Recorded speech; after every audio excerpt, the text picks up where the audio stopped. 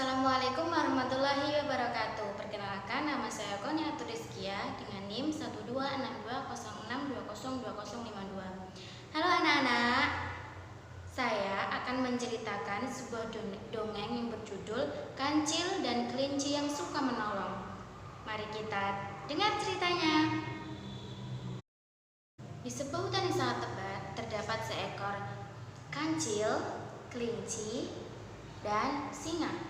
Mereka memiliki watak yang berbeda.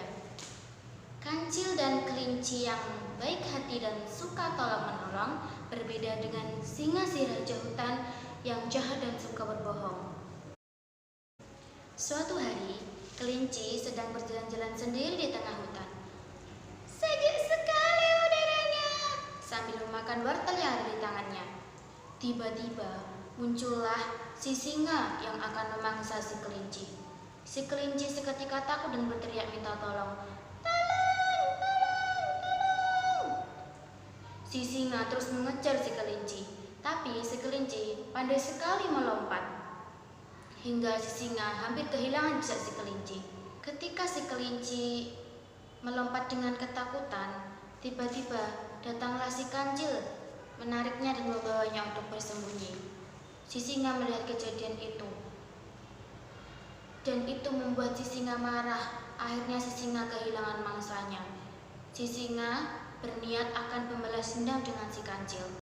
Di keesokan harinya, di pagi hari yang cerah, kancil sedang meminum air di tepi sungai. Tak lama kemudian, tibalah si singa datang menghampiri si kancil. Seketika kancil takut dan akan pergi. Kancil, aku perlu bantuanmu, dengan memainkan kuku tajamnya. Seketika kancil berbalik ke belakang. Apa yang bisa aku bantu?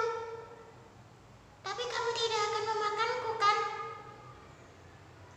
Datanglah ke gua seberang sana, dengan menunjuk ke gua arah tersebut. Aku tidak akan memakanmu. Untuk apa aku pergi ke sana? Bukankah di sana ada kawasan para pemburu? Kau harus membantuku, kancil. Kawanku ditangkap oleh para pemburu itu. Kenapa kau tidak pergi sendiri saja? Aku takut, kancil, kalau aku juga ditangkap oleh para pemburu itu. Karena kancil suka tolong-menolong, akhirnya kancil mau membantunya. Baiklah, aku akan membantumu. Ayo kita pergi. Habislah kau, kancil. Tak lama perjalanan, tibalah mereka di kawasan para pemburu di dekat gua itu. Karena ini masih sangat pagi sekali, para pemburu masih tertidur pulas saat mereka akan masuk. Kau yang masuk ya, kancil. Aku yang akan berjaga-jaga di sini. Ya, baiklah. Saat kancil berjalan, tanpa disadari si kancil, si singa ternyata berlari menjauh sambil mengaum agar para pemburu bangun dan menangkap si kancil. Saat kancil akan berlari karena tahu dibohongi oleh si singa, si kancil terkena jaring yang sudah disiapkan oleh para pemburu di sekitar kawasan gua tersebut.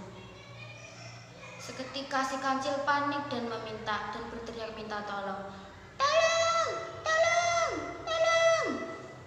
Dan ternyata si kelinci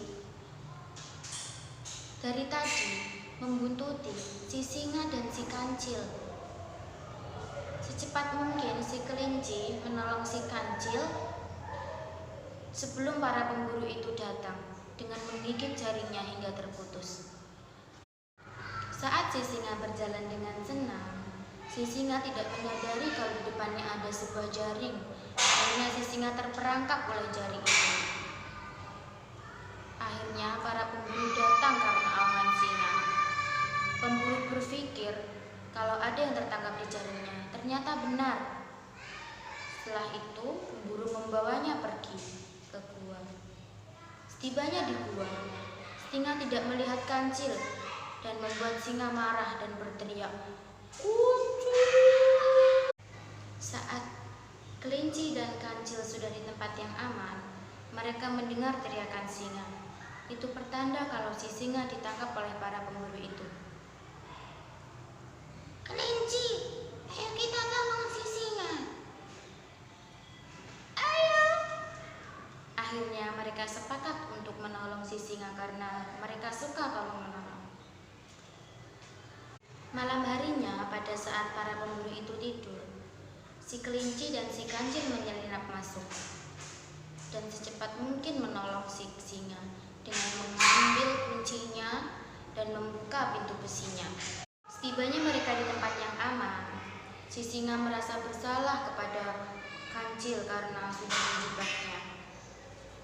Si singa akhirnya meminta maaf dan berterima kasih kepada si kelinci dan si kancil. Akhirnya mereka berteman baik. Itulah ceritanya, anak-anak. Kesimpulan dari cerita ini, kita sama manusia harus saling tolong-menolong karena suatu saat kita pasti butuh pertolongan orang lain. Dan jangan sekali-kali kamu mempunyai rasa dendam sama manusia karena sebenarnya itu akan membuat kita menyesali perbuatan kita. Terima kasih. Wassalamualaikum warahmatullahi wabarakatuh.